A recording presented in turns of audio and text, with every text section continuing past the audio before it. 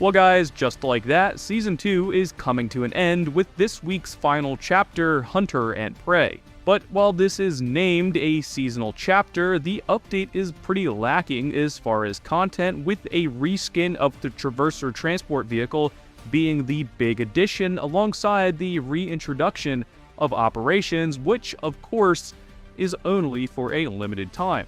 So guys, strap in and let's talk about all the additions coming in Season 2, Hunter and Prey, and all the changes with Update 1.2.3.0, which looks to once again tweak progression, gameplay, and balance.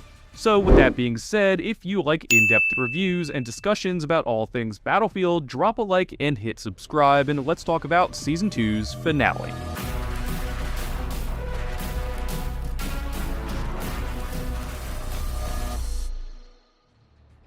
First things first, let's talk about the additional content coming in this final update. Right off the bat, this update's biggest change has to be the reintroduction of Operations, the fan-favorite game mode from Battlefield 1, which of course is being brought back as a half-assed, limited-time mode with only 2 phases across Contaminated and Hagental. Now, I'm really hoping it gets the full treatment with voice acting, cutscenes, and lore, but I'm not holding my breath. Limited time modes are such a cop-out, and in doing so, I believe this operation will replace the Night Vision Nightfall modes unless DICE decides to listen to the fans and keep them around in the rotation. Next up, something DICE seems to be pushing hard is the new LTV troop transport. Now, it's the exact same thing as the Traverser, but for the NATO faction, so nothing new, just a faction-oriented skin that should have been here at the start of the season, though it does look pretty damn cool. Moving on, as far as content, we'll be getting a new bonus path in the Battle Pass, which DICE states will contain cosmetics as well as equipment, perhaps a new avenue to get the CZ Scorpion in case you missed it, but details are thin. And finally, outside of the new melee weapon, the last good piece of additional content is the new training path, or perk, for RedSec in the form of the Hazmat Breacher path, which offers the Assault Kit, a VL7 launcher, and gas mask as a way to rat out campers and utilize the VL7 as an offensive weapon. But that's pretty much it as far as content. Expect some odds and ends with cosmetics, a new machete, and a new bonus path, but nothing game-changing outside of the limited time operation. Now, moving into Update 1.2.3.0, there are some pretty sizable changes, the biggest of which, in my opinion, being the change to the defibs, which, as a hardcore medic, I think is a good change that respects hard-earned kills. For the past few months, revives have been extremely easy to chain together. You could sprint into a pile of down teammates and bring half the squad back with almost zero risk, which honestly made gunfights feel a little less meaningful as your hard-fought kills could stand up at the press of a button. This update changes that by bringing back a charge-based system for the defib similar to what we saw in old Battlefield titles, and something I think will really help get games on maps like Hagental moving faster, with good players being able to really open up hallways while also incentivizing drag revives. So now the defibs will start with 3 charges, and each charge will allow you to perform 1 revive before needing to recharge. Revives can happen quickly, but the amount of health restored depends on how long you charge the paddles, as always, and an instant revive will give you around 50% health, while a full charge will bring a teammate back at full health. So while this change slows down the revive spam a little bit, it also adds more decision-making to the medic role, which I personally think is a great direction and allows good players with big kill potential to really affect the match. Moving on from gadgets, progression is also getting a pretty significant overhaul in this update once again.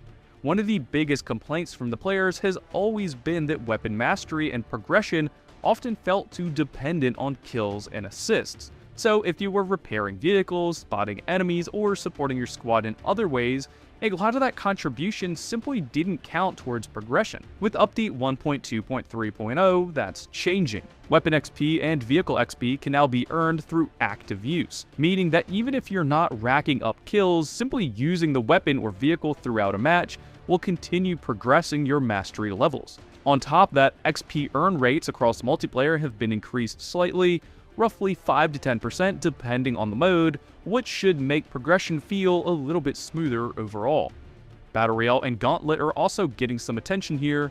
These modes now place more weight around time spent in a match when calculating XP, meaning players who survive longer and contribute throughout the match will see better progression. In Battle Royale specifically, kills and damage now award significantly more score, which should help reward aggressive playstyles a bit more than before. Loot flow has also been rebalanced across Battle Royale, with changes to strike packages and armor plate availability, even including a brand new strike package called the Armor Drop, which delivers a large amount of armor plates to help squads stay in the fight longer. And while we're on the topic of gameplay flow, combat across the entire game has also been improved according to the devs. Incoming hit audio has been adjusted so that rapid damage is easier to read during intense firefights, so if you've ever had one of those moments where you suddenly drop dead and had no idea where the damage came from, this should help those situations be a little more understandable. Network warning indicators have also been expanded. You'll now see more detailed icons for things like packet loss, latency variation, server tick rate, and something called time nudge, which essentially helps identify the game is adjusting player timing to compensate for network conditions. Bullet tracers and projectile behavior have also been improved so that what you see lines up better with the damage you receive. Shots spawning at an incorrect height during stance transitions have also been corrected, which should help reduce those frustrating moments where a shot clearly hits but doesn't register. Moving on, vehicles are also getting a fair amount of tweaks in this patch as well. Of course, the big addition here is the LTV, the NATO counterpart to the Traverser Mark II. Functionally, it's the same exact armored troop transport, but it gives the NATO faction their own version, which honestly should have just been in the game since the start of Season 2. Scout helicopters are also receiving a series of balance changes. The heavy rotary cannon's rate of fire has been reduced, while its overheat mechanics have been adjusted. And rocket registration times have been extended slightly. Explosive radius values for helicopter rockets have also been reduced, which should help bring air power a little bit more in line with ground combat. And if you're someone who spends time in boats, which, let's be honest, isn't most of us because they barely matter in this game, the Rib has received a full polish pass as well, improving handling, audio, and how the boat interacts with waves and the water's surface, which gives me some hope that Season 3 has something more aquatic for fans of naval warfare. Weapons and gadgets overall are getting a broad polish pass as well. Animations, attachment behavior, unlock presentation, and challenge tracking have all been improved. There are also some small fixes correcting attachment behavior on certain weapons, improving recoil presentation on optics, and smoothing transitions between aiming and reloading for several guns. Menus, loadouts, challenge tracking, end of round screens, store presentation, and battle pass readability have also all been updated to improve clarity and consistency. A lot of these changes might seem small on paper, but if you've ever had to deal with a broken challenge tracking or weird menu bugs, these fixes should make the overall experience feel a lot smoother. Controller players are also getting a new tuning feature called the Dead Zones Draw tool, which provides an in-game overlay that shows your controller dead zones while adjusting them. That should make fine-tuning your aim settings a little easier than guessing based on numbers. Portal is also receiving some updates with this patch, including a new Portal gadget that's been added specifically for creators designing custom experiences. This tool allows creators to trigger gameplay logic at specific moments or locations, giving them much more control over custom game modes and scenarios. Bot support has also been expanded across multiplayer and operations, and AI behavior has been improved so that bots navigate terrain better, engage more frequently in air combat, and generally behave more like real players. There are also improvements across the board to audio, including better sound obstruction for vehicles, improved weapon audio mixing, and more consistent environmental sounds like grass surfaces and ambient effects. And finally, for those of you still playing the Battle Royale, there are a handful of additions and improvements there as well. Mainly, strike packages in Battle Royale have been rebalanced, loot distribution across certain areas of the map have been improved, and several UI updates, like the bunker entrance icons, should make navigating the map a little bit more clear.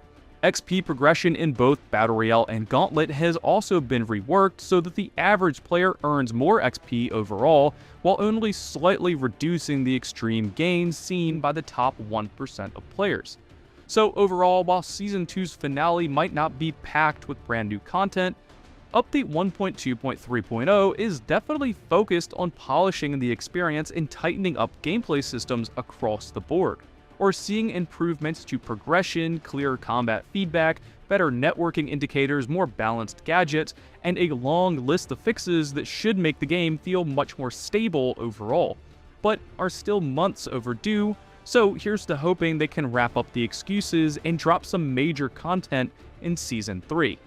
But guys, let me know what you want to see in Season 3, and for everything else Battlefield, stay tuned and subscribe. And as always, thank you guys for watching.